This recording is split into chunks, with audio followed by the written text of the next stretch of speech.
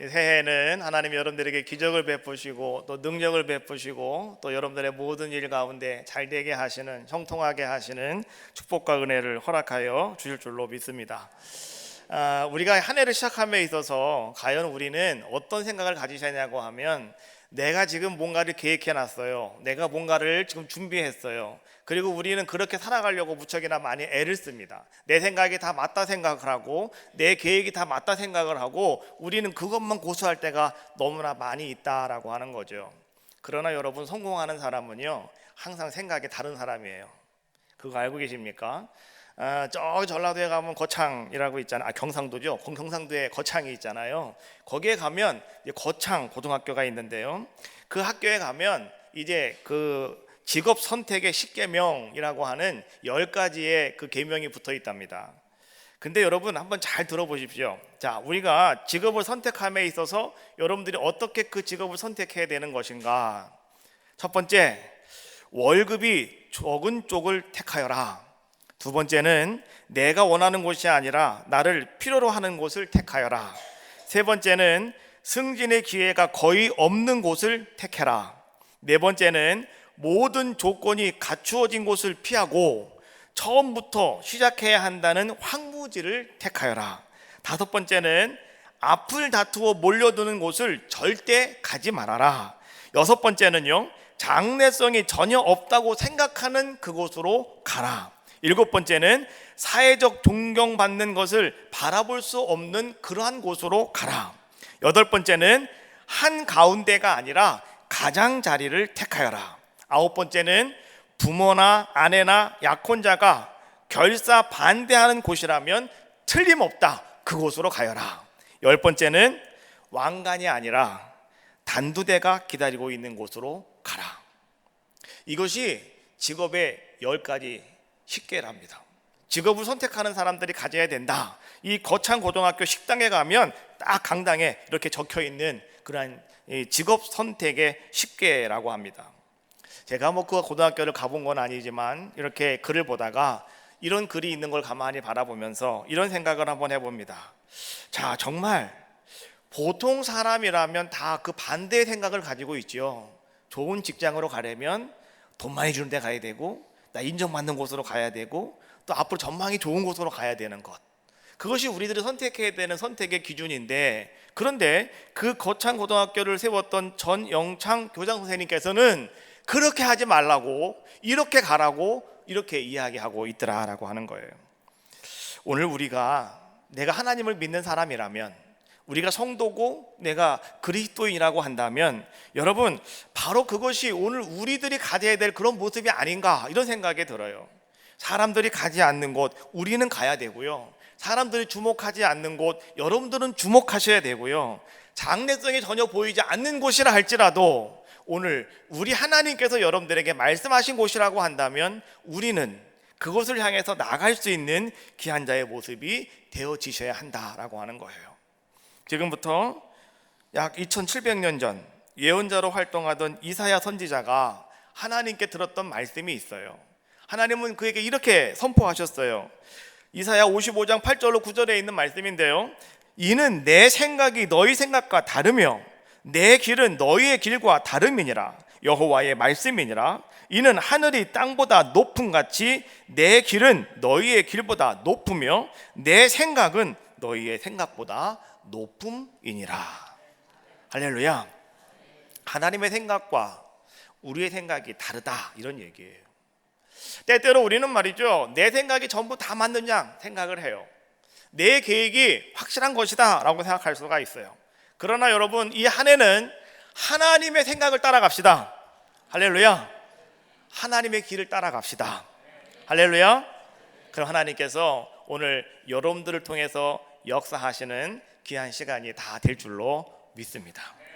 우리 복음성가가 하나 있는데요, 자, 하나님은 어떤 분이시냐? 하나님께서는 생각이 셀 수 없으신 분, 또 하나님께서는 그의 사랑을 끊임없이 우리에게 베풀어 주시는 분, 하나님이시다 라고 하는 찬양이 있는데요, 한번 찬양하시면서 여러분, 그렇구나, 내가 올해는 오직 주님만 바라봐야 되겠다, 오직 하나님 말씀대로 살아가야 되겠다, 여러분 한번 결단해 보실 수 있는 귀한 시간 되도록 하겠습니다. 자, 하나님은 너를 만드신 분.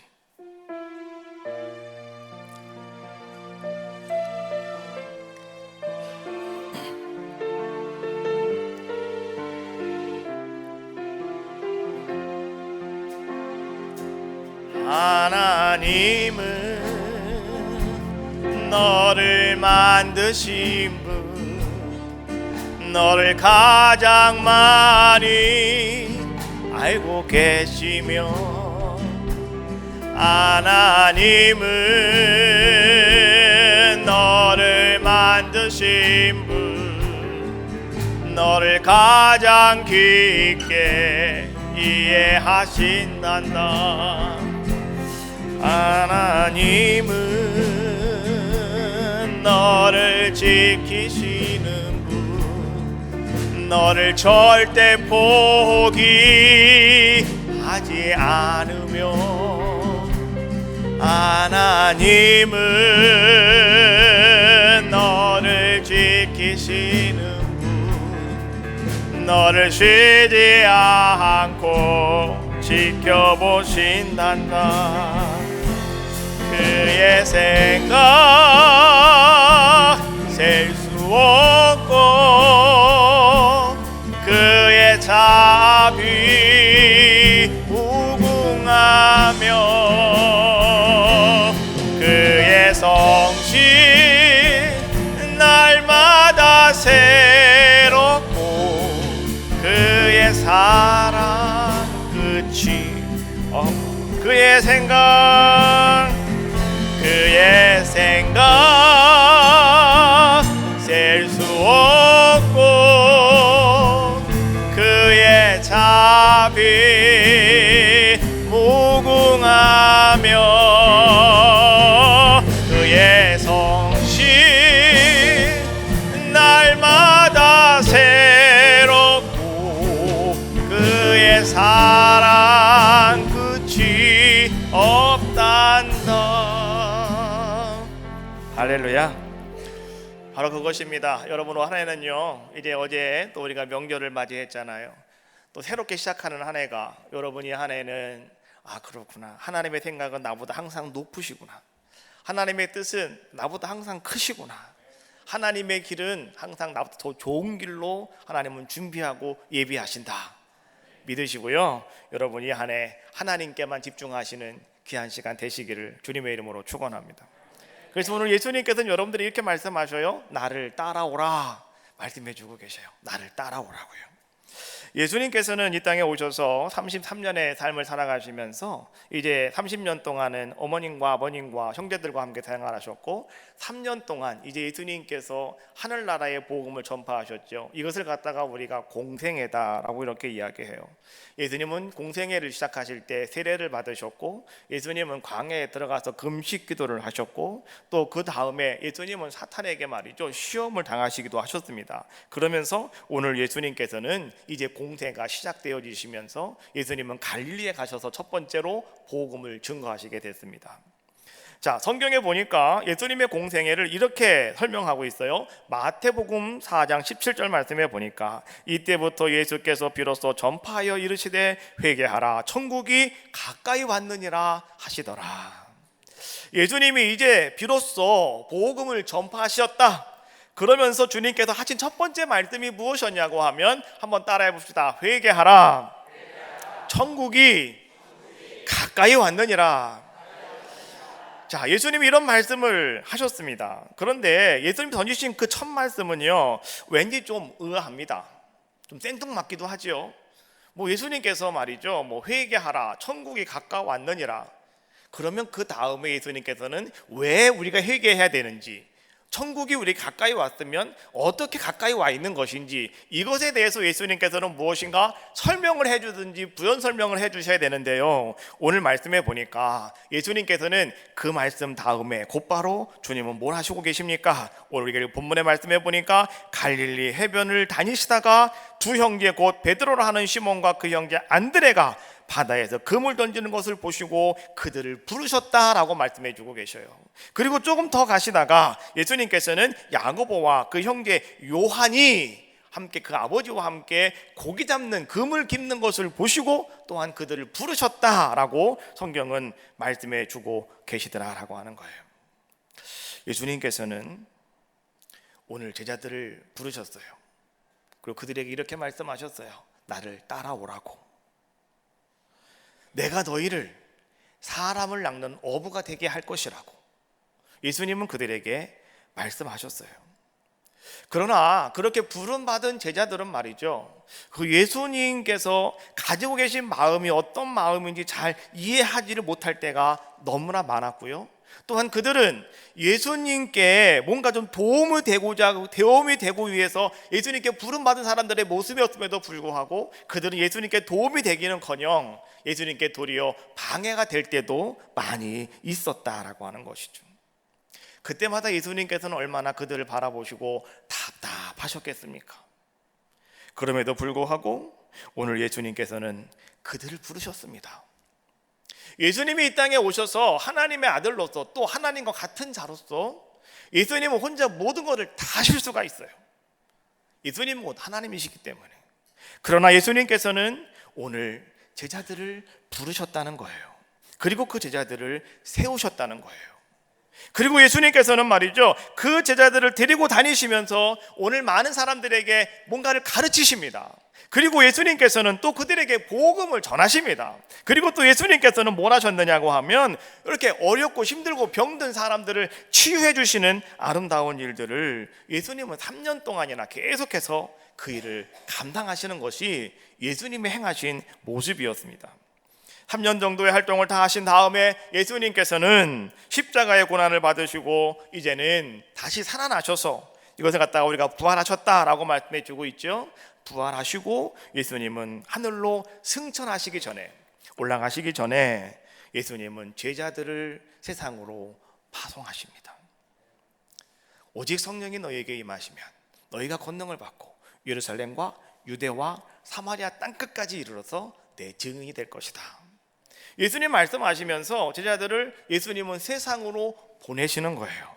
마치 하나님께서 이 땅에 예수 그리스도를 보내주셨던 것처럼 예수님은 그 사랑하는 제자들을, 그 불러 세웠던, 나를 따르라 말씀하셨던 그 제자들을 예수님은 다시 밖으로 세상으로 내보내시는 모습을 우리에게 보여주고 있어요.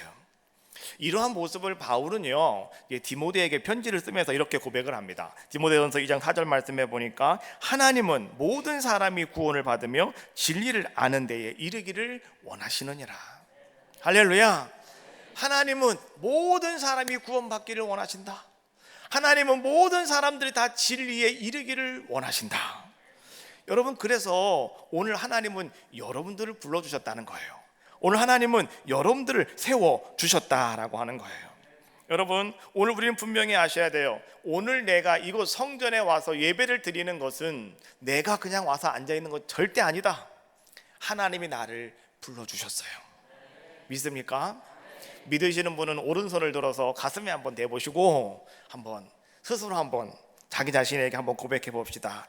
나를 하나님께서 불러주셨다.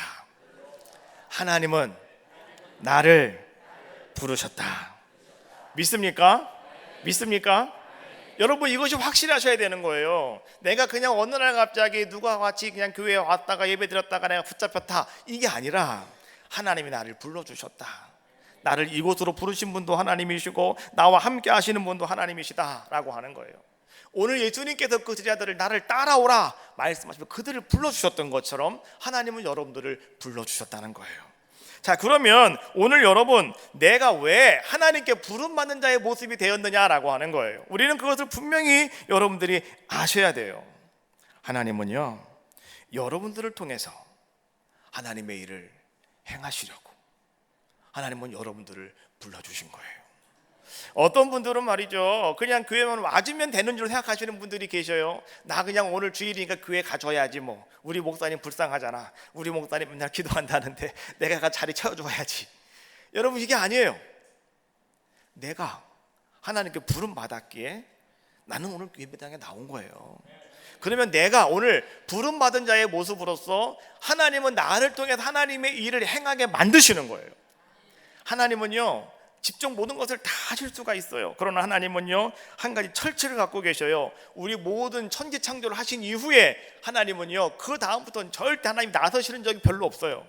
하나님은 항상 사람들을 통해서, 하나님이 잘 만들어 놓으신 아름다운 사람들을 통해서 하나님은 하나님의 일을 이루어 가도록 만들어주고 계시더라라고 하는 거예요. 성경에 보니까요, 하나님은 하나님의 그때그때마다 하나님의 사람들을 통해서 하나님의 일을 이루어 주시더라라고 하는 거예요. 할렐루야. 그분이 우리 하나님이셔요. 여러분 뭔가 기도하고 계십니까? 그럼 하나님이 어느 날 갑자기 딱 오셔가지고 그래 내가 여기 있다 말씀하시는 게 아니라 누군가를 통해서 여러분들에게 응답을 주신다는 거예요. 하나님 나 갈비 먹고 싶은데, 그럼 하나님이 누군가를 통해서 갈비를 주신다니까요. 할렐루야. 내가 갈비 먹고 싶다 그렇게 얘기하는데 말이죠. 그래도 하나님이 올해 응답 많이 해주셨어요. 그냥 재밌으라고 하는 얘기예요. 이거는 또 괜히 우리 목사님 이상하다고 그러지 마시고. 그렇지 않습니까? 그런 거예요. 제가 이번 명절에 너무나 큰 감동을 받았어요. 우리 성도님들이 잘 섬겨줘서 너무나 큰 감동을 받았고, 또 한 가지 이제 또 이렇게 감동 받은 것이 있는데 뭐냐고 하면, 우리가 이제 집이 3층이잖아요. 우리 교회 살아요. 제가 교회 3층에 삽니다. 우리 집이 3층이에요. 근데 말이죠, 이제 집을 지으면서 주택을 지을 때 이거를 이렇게 주택 개념으로 짓는 게 아니고 그냥 이게 건물 개념으로 짓다가 보니까 이 사람들이 속였다가 이거를 난방을 잘 안 해놓은 거예요. 바람은 막는데 찬바람이 쭉 나와요. 그래가지고 말이죠, 야 춥다 내가 맨날 그러거든요. 그래갖고 지난번에 장모님과 함께 앉아가지고 카페에서 날씨가 바람이 청창청 들어와가지고 말이죠, 추워가지고 어떻게 될지 모르겠다고 막 이런 얘기를 막 했어요. 그랬던데 우리 엊그저께 말이죠, 우리 집사님 한 분이 전화가 왔어요. 목사님 잠깐 저 좀 뵐 수 있을까요? 그러시더라고요. 그래서 저도 이제 우리 집사님께 좀 뭔가 갖다 드릴 게 좀 있어가지고 저도 가려고 밥 먹고 있던 차였는데 전화하셔서 예 갈게요. 갔어요. 그랬더니 우리 집사님이 이런저런 얘기하시다가 그러시는 거예요. 목사님 사시는 데가 추우시다며요. 안 추워요. 괜찮아요. 근데 추우시다며요. 나는 뜨뜻한 방에서 잘 자고 있는데 목사님은 그 추우시다는데, 내가 그 말을 듣고 가만히 있을 수가 없어서 목사님 이거 얼마 안 되는데요, 난 돈 쓸 일 없으니까 목사님 이거 갖다 난로 좀 사세요. 이러시는 거예요. 그래서 제가 이게 난로 나 있어요. 집사님 난로 괜찮아요. 안 해도 돼요. 근데 집사님이 그러시는 거예요. 하나님이 나에게 이런 마음 줘서 난 순종해야 되니까 목사님 이거 가져가셔야 된다고. 그래서 제가 어떻게 해요? 우리 집사님도 복 받으셔야 되니까 순종하시겠다는데, 여러분 제가 안 받으려고 그러면 그냥 하나님이 나에게 순종하시라고 해요. 그럼 제가 다 받아요. 왜요? 그래 하나님 복을 주시니까. 그래서 제가 그거를 가지고 왔어요. 가지고 왔는데 어찌나 마음이 짠하든지, 그렇잖아요. 어찌나 마음이 그냥 포근하고, 난로를 안 샀는데도 벌써 내 속에는 막 100도 이상 끌어올라요. 그냥 막, 그렇잖아요. 밤중에 이 집을 차려도 상관없더라고요. 뜨거워 막 그냥 그런 사랑이잖아요. 그런 사랑, 그런 은혜, 이런 거 아니겠습니까? 그래서 제가 가만히 기도하면서 그런 생각을 했어요. 하나님 내가 무엇이 간데 하나님께서 이런 은혜를 나에게 베풀어 주시나이까 감사합니다. 그렇게 기도했어요. 하나님은요 여러분 그렇게 역사하시는 거예요. 할렐루야. 하나님은 여러분들이 무엇인가 하나님 앞에서 순종하고 하나님 앞에서 뭔가 하나님의 말씀 따라 살아간다면 하나님은 늘 그렇게 하나님은 역사하시고 일하시는 분이 우리 하나님이시다라고 하는 거예요. 여러분 세상이 죄악으로 가득 차 있을 때 하나님은 내가 이 세상을 다 멸망시켜야 되겠다라고 말씀하실 때 하나님은 누구를 부르셨어요? 노아를 부르셨다고요. 그래서 하나님은 그를 통해서 하나님은 심판하시고 하나님은 또 새로운 생명들을 하나님은 유지할 수 있도록 만들어 주셨잖아요. 온 인류를 내가 구원해야 되겠다. 그래서 내가 한 믿음의 한 사람을 내가 좀 세워봐야 되겠다라고 했다. 하나님이 누굴 선택하셨습니까? 아브라함을 선택하셨어요. 그리고 아브라함아 너는 믿음으로 살아야 돼. 아브라함아 너는 믿음의 조상이 돼야 돼. 아브라함아 너는 그래서 이렇게 복을 받는다고 하는 걸 네가 보여줘야 돼. 그래서 아브라함이 그렇게 택함 받은 자의 모습으로 하나님은 그 일을 이루어 가셨다라고 하는 거죠. 또 하나님께서 이스라엘 백성을 애굽에서 말이죠 이제 이끌어내고자 하셨을 때는 하나님이 직접 개입하실 수도 있었지만은 하나님은 직접 개입하시는 것이 아니라 모세를 통해서 하나님은 이스라엘 백성들을 이제는 출애굽시키시는 놀라운 역사를 이루어 주셨다라고 하는 거예요. 자, 그렇다고 한다면 오늘도 하나님은 여러분들을 불러주셨는데 왜 하나님 나를 부르셨느냐? 하나님이 나를 통해서 하실 일이 과연 무엇이냐? 여러분, 우리 분명히 아셔야 돼요. 그리고 그 하나님의 부르심에 여러분들은 순종할 줄 아는 자들의 모습이 되셔야 함을 여러분들은 꼭 기억하셔야 되는 거예요. 하나님께서 나를 왜 불러주셨을까? 첫 번째는요, 예수님이 하신 말씀, 마태복음 13절로 14절 말씀해 보니까 너희 세상의 소금이고 너희 세상의 빛이기 때문에 너희는 그런 삶을 살아가라고 우리를 불러주신 거예요. 여러분은 세상의 소금이에요. 할렐루야. 여러분 세상의 빛이에요. 그래서 여러분들이 세상에 소금과 빛의 역할을 감당하라고 여러분들을 불러주신 거예요. 여러분이 있는 곳에 정의가 살아나야 돼요. 여러분이 있는 곳에 진리가 있어야 돼요. 여러분이 있는 곳에 정직함이 있어야 되는 거예요. 그리고 여러분이 있는 곳에 여러분 빛이 있으셔야 되는 거예요. 언제나 여러분 어둠의 빛을 따라가면 어둠의 자식들이라고 얘기하거든요. 그러나 빛을 따라가면 빛의 자녀들이라고 얘기하는 거예요. 오늘 여러분들은요, 빛과 소금의 역할을 감당하시기를 주님의 이름으로 축원합니다. 두 번째, 바울은 말합니다. 고린도후서 3장 3절 말씀해 보니까 너희는 그리스도의 편지다라고 말씀해 주고 있어요. 복음을 전하는 그리스도의 편지가 되셔야 된다. 여러분, 편지는 상당히 기쁘잖아요. 요즘에는 편지가 많이 없고 다 문자로 왔다 갔다 하죠. 예, 여러분 문자 다 보내실 줄 알잖아요. 그런데 왜 제가 문자 보내면 답도 안 보내시냐고. 제가 항상 그러잖아요. 손가락이 부러졌습니까? 보내세요. 할렐루야. 보내셔야지. 서로 왔다 갔다 하는 그 가운데 사랑이 싹트고 행복이 싹트고 그 속에서 말이죠, 더 좋은 일이 많이 생기는 거 아니겠습니까? 그렇잖아요. 자, 그렇든 편지라고 하는 것은요, 기쁨이에요. 뭔가 여러분, 아들이 군대 갔다가 아들이 3일 만에 보내오는 옷과 편지 그 한 통은 얼마나 여러분들의 마음을 그냥 막 뒤집어 놓습니까? 눈물이 막 흐르고요, 어찌할 바를 알지 못하고 막 엉엉 울고 있지 않습니까? 딸 하신 분들은 모르겠지만 아들 하신 분들은 다 그런 경험이 있으시잖아요. 그렇잖아요. 여러분, 그 편지 한 통이 얼마나 사람의 마음을 그렇게 기쁘게 하고 또 슬프게 할 수도 있다라고 하는 거예요. 그래서 오늘 여러분들은요, 복음을 전하는 편지다. 그다음에 마지막으로 오늘 고린도후서 2장 15절 말씀해 보니까 여러분들은 또 뭐가 되어야 되느냐? 그리스도의 향기가 되어져야 한다라고 말씀해 주고 있어요. 향기가 되셔야 돼요. 어디든지 여러분이 있는 곳에 여러분 아름다운 향기가 나셔야 돼요.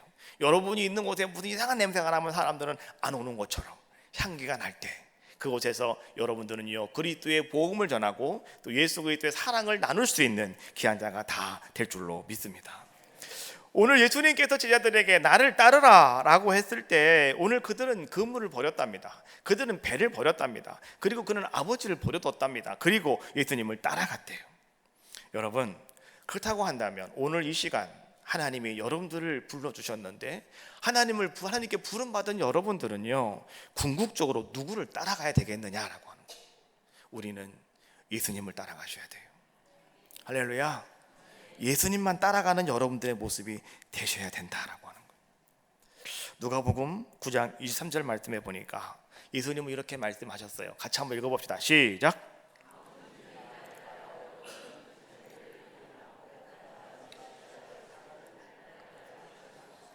누구든지, 여러분, 예수님을 따라가는 것은요, 누구든지 따라갈 수가 있어요. 아무나 다 따라오라고 말씀해 주고 계셔요. 그래서 여러분 누구나 다 예수님 따라갈 수가 있어요. 그런데 오늘 예수님께서는요, 그러나 나를 따라올 때는 한 가지 조건이 붙는다라고 말씀해 주고 계셔요. 그 조건이 무엇이냐고 하면 자기를 부인하고 날마다 자기 십자가를 지는 거래요. 나 자신을 부인하는 것, 내 십자가를 지는 것, 과연 이것이 뭐냐라고 하는 거죠. 여러분, 자기 자신을 부인하는 거 해보셨어요? 날마다 내 십자가를 지나는데 여러분 십자가 져보셨어요? 십자가가 무거워요? 가봇해요? 져보셨습니까? 안 져보셨잖아요. 여러분 자기 자신을 부인하라는데 그것이 주님을 따라가는 조건이라는데, 그럼 여러분 나 자신을 어떻게 부인할 수가 있고 내 십자가를 어떻게 내가 질 수가 있자는 거죠. 어떻게 내 십자가를 지고 내가 주님을 따라갈 수 있겠느냐라고 하는 거예요. 이 말의 뜻이 뭔가를 우리 분명히 아셔야 되는 거예요. 이 말의 뜻이 과연 뭐냐라고 하는 거죠. 여러분, 그 성경을 번역한 성경 가운데 메시지 성경이라고 하는 것이 있는데 이거는 유진 피터슨이라고 하는 분이 번역한 성경책입니다. 근데 여기에는요 이렇게 번역을 하고 있어요. 누구든지 나와 함께 가려면 내가 가는 길을 따라야 한다. 결정은 내가 한다. 너희는 하는 것이 아니다. 이렇게 해석을 해놨어요. 그래서 야, 이게 무슨 말인지 말이지 잘 해석이 잘 안 되잖아요. 그래서 그 메시지 성경 영어본을 보니까, 영어 원본을 보니까요, 거기에는 아주 쉽게 설명이 되어 있더라고요. 한번 같이 한번 읽어볼까요? 자, 준비 시작.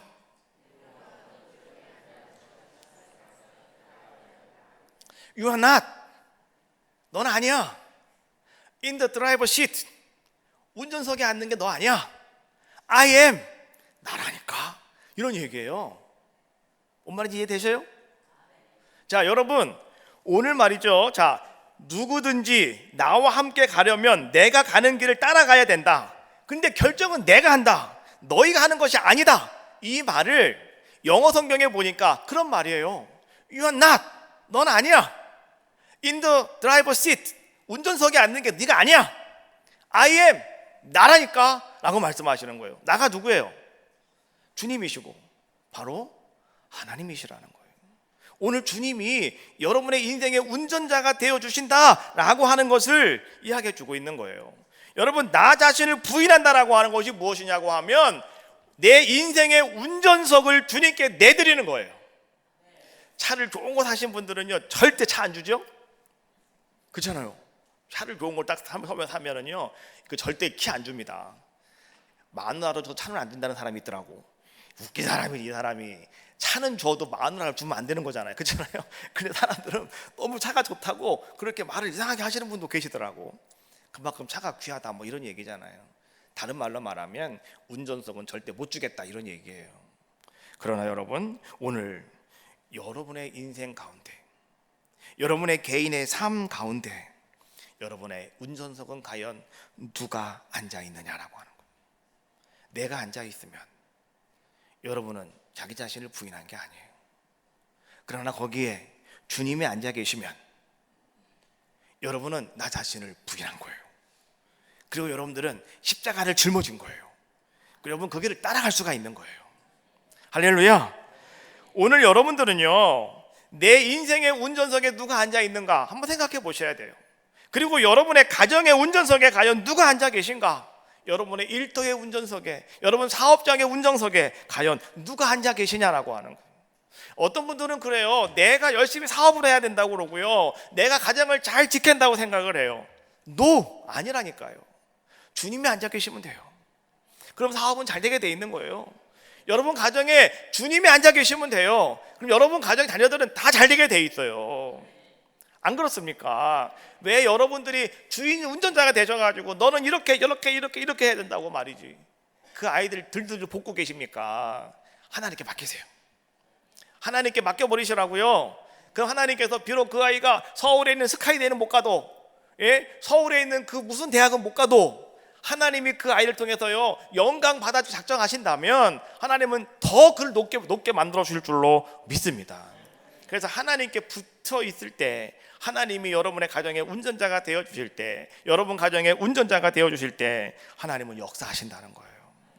여러분, 오늘 시몬과 안드레, 베드로와 안드레, 야고보, 요한은 말이죠, 오늘 주님이 부르셨을 때 그들은 네 명이 똑같은 공통점을 가지고 있더라.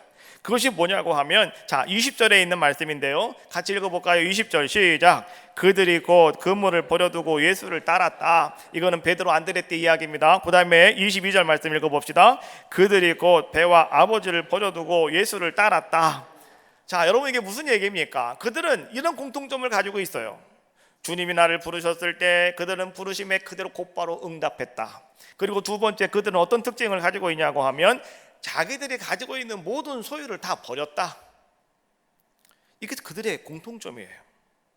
자, 여러분, 그러면 오늘 우리는 말이죠, 한번 생각해 보셔야 돼요. 그들이 왜 가지고 있는 것을 다 버릴 수밖에 없었을까? 왜 그물을 버리고, 왜 배를 버리고, 왜 아버지를 버릴 수밖에 없었느냐라고 하는 것이죠. 그것은 과연 우리에게 무엇을 지금 이야기하고 있는 것이고, 무엇을 여러분들에게 던져주고 있는 메시지가 되느냐라고 하는 거예요. 여러분, 그들이요, 주님 부르심에 응답했고 가지고 있는 모든 것을 다 버렸다라고 하는 것은 여러분 이런 목적이에요. 이런 뜻이에요. 그들이 지금까지 가지고 있었던 인생의 모든 목적하던 바가 다 바뀌어버리고 말았다, 이런 얘기예요. 여러분, 자, 내가 지금 이 물을 먹으려고 컵이 있지 않습니까? 자, 지금까지 이 컵은요, 물을 먹기 위해서 꼭 필요한 게 컵이에요. 근데 여러분, 누군가가 말이죠, 저에게 더 좋은 컵을 갖다 준다면 이거 써요, 안 써요? 안 쓰지요. 이제는 관심이 어디로 가는 거예요? 이쪽으로 가는 거죠. 목적이 바뀌어지는 거예요. 마찬가지로 여러분, 오늘 여러분들이 지금까지 목적하고 있는 바가 다 있지 않습니까? 여러분 나름대로 여러분 꿈꾸는 게 아마 다 있으실 거예요. 아마 베드로, 안드레, 야고보, 요한도요, 자기들 나름대로 자기들이 가지고 있는 뭔가 간직한 꿈이 다 있는 자들의 모습 아니겠습니까? 그래, 내가 올라가서 고기를 많이 잡아야 돼. 왜 많이 잡아야 되는데? 우리 아이들이 있어, 우리 부인이 있어, 우리 어머니가 계셔. 내가 그들을 잘 다스려야 되고 내가 잘 공경해야 돼. 그러니까 자기들만의 꿈이 있는 거 아니겠습니까? 그래서 나도 고기를 잡으려고 그들은 밤새 나가서 그물을 던지는 자들의 모습이었다라고 하는 것이죠. 그런데 오늘 주님께서 그들에게 나를 따르라 라고 말씀하셨을 때 주님은 이렇게 말씀하셨어요. 얘들아, 내가 너희를 사람을 낚는 어부로 만들어 줄게. 이 너희는 사람 낚는 어부가 될 것이야 라고 말씀하셨을 때 오늘 그들은요, 그 말씀을 붙잡고 따르기로 결정하였다라고 하는 거예요. 무슨 얘기입니까? 그들은요, 내가 지금까지 가지고 있던 내 인생의 목적, 나의 성공이라고 하는 것은 다른 것이 아니라 고기를 많이 잡는 것이라고 생각을 했는데, 그런데 예수님을 만나고 예수님을 따라가려고 작정하다 보니까 성공의 본질이 바뀌었다, 이런 얘기예요. 여러분, 오늘 여러분들이 예수님을 따르기로 작정하셨습니까? 그렇다면 오늘 여러분들도요, 성공에 대한 가치관이 바뀌셔야 되고요, 성장에 대한 가치관이 바뀌셔야 된다라고 하는 거예요. 믿는 사람들, 여러분, 우리들이 성공하는 것은 과연 뭘까요? 돈을 많이 버는 것도 아니고요, 명예를 얻는 것도 아니고요, 권력을 얻는 것도 아니에요. 또 자녀들을 잘 여러분 키우는 것도 아니에요. 그게 우리의 목적이 아니고 성공이 아니라는 거예요. 그러면 여러분, 오늘 여러분들의 성공은 뭔지 아십니까? 간단해요. 하나님의 뜻에 맞추어서 하나님이 준비하신 그 길을 걸어가는 거예요. 그게 하나님이 여러분들을 통하여 하고자 하신 아름다운 일이잖아요. 그것이 이루어질 때 여러분은 행복한 거예요. 여러분들이 무슨 일을 많이 해도 행복과 기쁨이 없으신 분은요, 잘못 가고 계시는 거예요. 어떤 분은요, 사업이 너무너무 잘 돼가지고 밤마다 돈 쉬는 재미가 있대요. 나도 좀 그런 돈 쉬는 재미가 있었으면 좋겠어요. 여러분들도 다 그런 재미가 있었으면 좋겠습니까? 그 있어야죠. 당연히 있으셔야죠. 그렇잖아요. 그런데요, 맨날 돈만 대다가 보니까 이제 나중에 생각이 바뀌더라는 거예요. 딴 생각이 자꾸만 나더라는 거예요. 이 돈을 어디다 쓸까? 이 돈을 뭐 할까? 이런 생각이 들다 보니까 자꾸 이상한 곳으로 방향이 흐트러져 버리고 바뀌어져 버리고 말더라라고 하는 거예요. 그러니까 인생에 기쁨이 없고 행복이 없어요. 만족감이 없는 거예요. 그러나 여러분, 하나님께서 여러분들에게 준비하신 것이 있어요. 하나님이 여러분들을 향하신 뜻이 있어요. 계획하심이 있어요. 여러분, 거기에 여러분들이 순응해서 여러분들이 순종할 때 여러분들은 행복을 느끼는 거죠. 기쁨을 느끼는 거 아니겠습니까? 그때 여러분들은 가장 행복한 자가 될 수가 있고요, 그때 여러분들은요, 나는 정말 참 성공했습니다 고백할 수 있는 귀한 자가 되어질 수 있다라고 하는 거예요. 주님께서 제자를 부르신 이유가 무엇이겠습니까? 사람을 낚는 어부가 되게 하겠다, 영혼 구원시키는 것이 주님이 그들을 부르신 목적이었다라고 하는 것이죠. 여러분, 마찬가지로 오늘 하나님이 여러분들을 부르신 이유는 과연 무엇일까요? 같은 거예요. 오늘 하나님이 여러분들을 하나님 자녀로 삼아주신 이유는 다른 것이 아니라 오늘 여러분들에게도요, 한 영혼을 주님께로 인도하며 그들의 영혼을 구원하는 아름다운 사명을 감당하게 하기 위해서 하나님은 여러분들을 불러주신 거예요. 여러분, 나가 전하지 않으면 누가 그들이 예수님을 믿을 수 있겠느냐? 내가 전하지 않는데 어떤 사람이 예수님을 알 수가 있고 어떤 사람이 돌아와 구원받는 귀한 자가 될 수 있겠느냐라고 하는 거죠. 그래서 오늘 여러분들이 먼저 내가 구원받았다라고 하는 건 다른 것이 아니에요. 하나님께서 여러분들을 택하신 아름다운 계획은 여러분들이 하나님 말씀 가운데 뜻대로 살아가면서 여러분들이 빛과 소금의 역할을 감당하시고요, 여러분들이 그리스도의 향기가 되시고 그리스도의 복음의 편지가 되신다면 여러분, 아름다운 열매가 주렁주렁 맺히는 복된 자의 삶이 여러분들의 삶이 될 줄로 믿습니다. 여러분, 주님이 여러분들에게 말씀하셨어요. 나를 따라오라고. 그러면 여러분들도 예, 내가 주님을 따라가겠습니다 고백하셔야 돼요. 그 고백은 여러분 다른 것이 아니에요. 내가 주님의 마음을 품는 거예요.